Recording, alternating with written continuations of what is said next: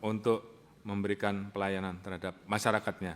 Kita membangun 89 posko tanggap bencana, 39 posko kesehatan, serta 23 unit dapur lapangan, termasuk juga kita membangun MCK di Aceh dan MCK di Sumut, karena ini juga menjadi salah satu kebutuhan dasar yang harus kita perhatikan. Kemudian hal lain yang juga menjadi salah satu kebutuhan dasar bagi masyarakat pengungsi adalah kebutuhan terhadap air bersih.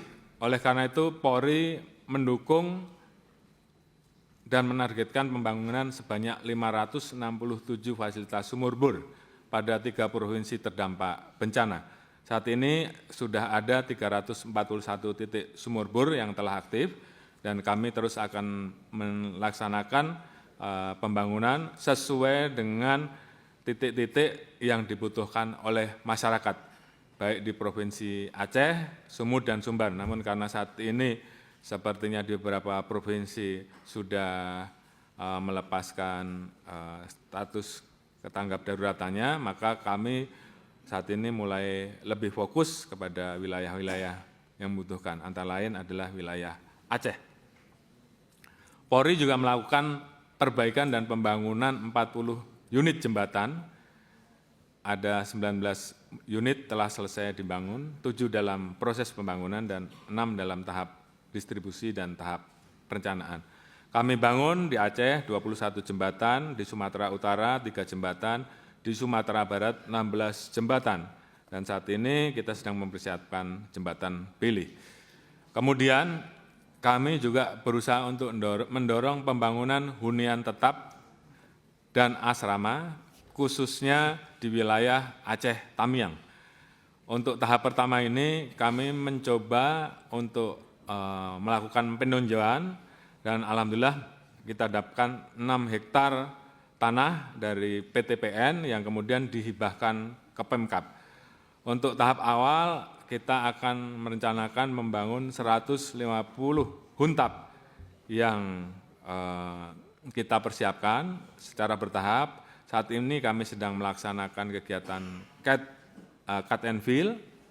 Kita targetkan selesai 2 minggu, dan progres selanjutnya adalah pembangunan huntap, termasuk juga pembangunan 86 unit asrama di Aceh dan 25 asrama di Sumut yang juga terdampak bencana. Kemudian kami juga melakukan penegakan hukum terhadap tindak pidana lingkungan hidup. Ada kasus yang saat ini kita proses yang menetapkan 2 tersangka dan 1 tersangka korporasi di Sumut.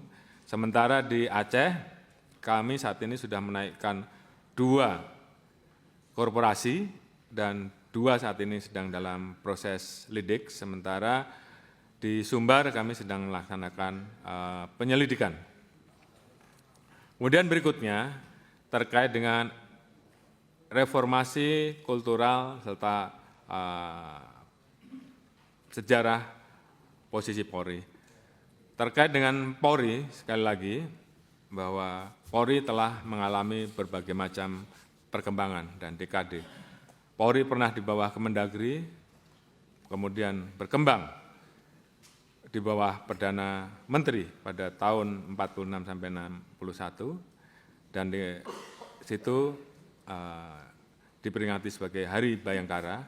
Kemudian tahun 1966 sampai dengan 1988, Polri tergabung dengan ABRI dengan tugas dan pendekatan yang lebih militeristik.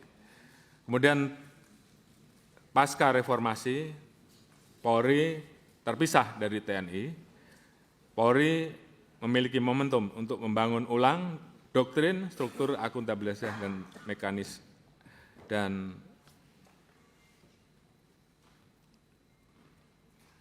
menurut mempersiapkan diri untuk terus menuju roadmap menjadi civilian police. Ini sesuai dengan mandat UUD 45 di dalam pasal 30 ayat 4, Polri sebagai alat negara yang menjunjung keamanan, Kemudian ini juga bagian dari mandat reformasi 1998 bahwa penempatan Polri di bawah Presiden, di mana sebelumnya terdapat TAP 7 ayat 2 MPR bahwa Polri berada di bawah Presiden, dan pasal 7 ayat 3 TAP MPR RI nomor 7 tahun 2000 bahwa Polri diangkat dan diberhentikan oleh Presiden dengan persetujuan DPR. Dan ini tentunya kemudian sejalan dari berbagai macam perjalanan yang ada, maka posisi Polri saat ini dihadapkan dengan luasan geografis, berbagai banyaknya jumlah masyarakat Indonesia. Kita memiliki 17.380 pulau, dan apabila dibentangkan, sebagaimana disampaikan oleh Bapak Presiden, luas kita setara dari London sampai Moskow. Artinya dengan posisi seperti ini, maka sangat ideal kalau Polri berada langsung di bawah Presiden, sehingga di dalam melaksanakan tugasnya, Polri akan lebih maksimal dan lebih fleksibel. Polri memiliki doktrin to serve and protect, dengan doktrin tata tertib ketara harja, bukan to kill and destroy. Tentulah ini yang membedakan antara TNI dan Polri. Polri bertanggung jawab terhadap keamanan, dan tentunya dengan kondisi yang ada, posisi Polri tentunya akan sangat ideal apabila tetap seperti saat ini. Kemudian dalam upaya untuk terus melakukan perbaikan terkait dengan banyaknya masukan, Polri melakukan perbaikan, baik mulai dari tata kelola